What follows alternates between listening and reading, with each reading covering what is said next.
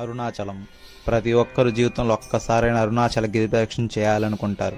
అరుణగిరి చుట్టూ ప్రదక్షిణ చేయడం అంటే సాక్షాత్తు ఆ పరమశివుడి చుట్టూ ప్రదక్షిణ చేయడమే. ఇది చరిత్ర. ఈ అరుణగిరి 14 కిలోమీటర్ల గిరి ప్రదక్షిణలో ఎన్నో అష్టలింగాలు ఉంటాయి. అందులో ఇంద్రలింగం ఇంద్రదేవుడు ప్రతిష్ఠించారు, రెండోది అగ్నిలింగం అగ్నిదేవుడు ప్రతిష్ఠించారు, మూడోది యమలింగం యమదేవుడు ప్రతిష్ఠించారు, అలాగే నాలుగవది నైరుతి లింగం ఇది నైరుతి ప్రతిష్ఠించారు, ఐదోది వరుణలింగం వరుణదేవుడు ప్రతిష్ఠించారు, ఆరోది వాయులింగం వాయుదేవుడు ప్రతిష్ఠించారు, ఏడవది కుబేరలింగం కుబేరుడు ప్రతిష్ఠించారు, ఎనిమిదవది ఈశాన్యలింగం ఇది ప్రతిష్ఠించింది ఈశాన్యుడు. దీంతో పాటు సూర్యలింగం చంద్రలింగం అలా క్షేత్రంలో అత్యంత ప్రధానమైనది ఇది అని అడిగాడు గౌతమ మహర్షి పరమశివుడు. ఇక్కడ నేను చాలా తొందరగా ప్రీతి చెందేది దేనికో తెలుసా? ప్రదక్షిణము చేత అని చెప్పాడు శివుడు. ఇక్కడ ప్రదక్షిణం చేస్తే అసలు దాని వలన వచ్చేటటువంటి ఫలితాన్ని చెప్పడం సాధ్యం కాదు. అది ఎంత ఫలవంతమో రేపు మీకు చూపిస్తాను.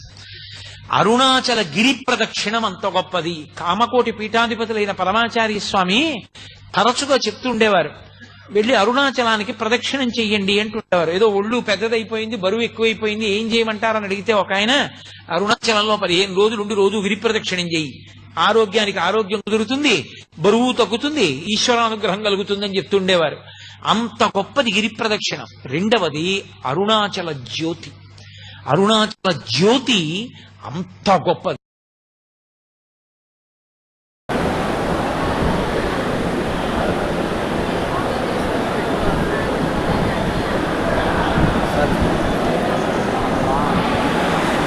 అయితే పొద్దులు తీసుకురాలి